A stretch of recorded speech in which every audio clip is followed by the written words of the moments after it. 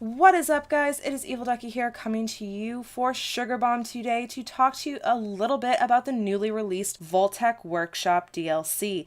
It launched globally at midnight on July 26th UK time, which for me personally was just about 7 p.m. on the 25th. This global release was a very pleasant surprise, and I hope Bethesda continues with the global releases in the future. I genuinely enjoyed being able to access the DLC at the same time as many of my UK and EU friends. Overall, Vault-Tec is shaping up to be a pretty standout workshop DLC. With the addition of the new character of Overseer Barstow, interactions with your vault dwellers, and the expansive build area, I have to say, if you're gonna download one workshop DLC, definitely download Vault-Tec. The addition of some simple quests not only to find this new location but to unlock different aspects of the workshop itself is the type of thing I have been patiently waiting for with these type of DLCs. While exploring new objects offered in the workshop DLCs is interesting enough, I am much happier now that I have a purpose behind using these objects in-game. I personally don't see why Wasteland Workshop and Contraptions couldn't have had a similar element, but nonetheless, I am very pleased to see this addition in Vault-Tec. Once inside the vault, you will meet Overseer Barstow, a ghoulified relic of the old world who has been trapped in the ruins of Vault 88 build site for over 200 years. The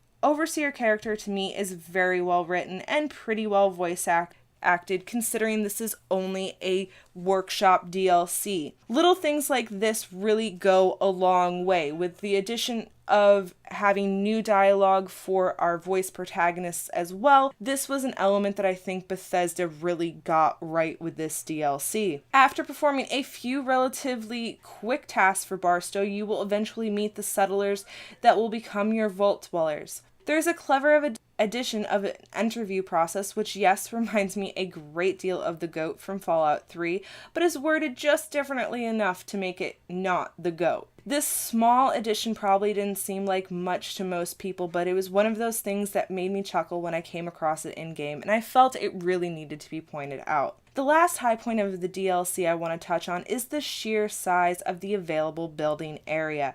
I was expecting one fairly decent sized building area, but was pleasantly surprised at the very large main workshop area, plus three pretty decent sized offshoots of the main area to build on as well, giving us a total of 4 new areas to build our vault.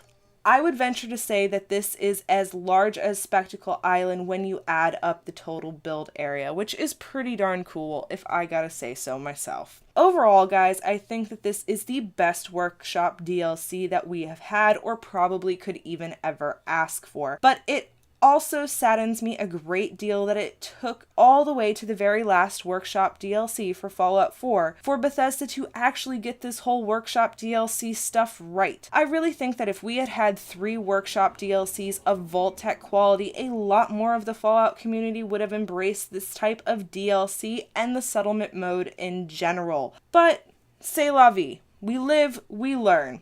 Even if you haven't been a fan of workshop DLCs in the past, I would highly recommend exploring Vault-Tec. It brings a lot of cool stuff to the table, and I haven't even talked about the new objects available. I personally am looking forward to spending a great deal of time building up my vault while I patiently wait for Nuka World to be released. Let's continue this discussion, guys. Feel free to drop us a comment below or join us over at sugarbomb.com and join our community of gamers to hear not only more of my opinions on this DLC, but also to hear the opinions of several of our other members. Peace, guys. Love.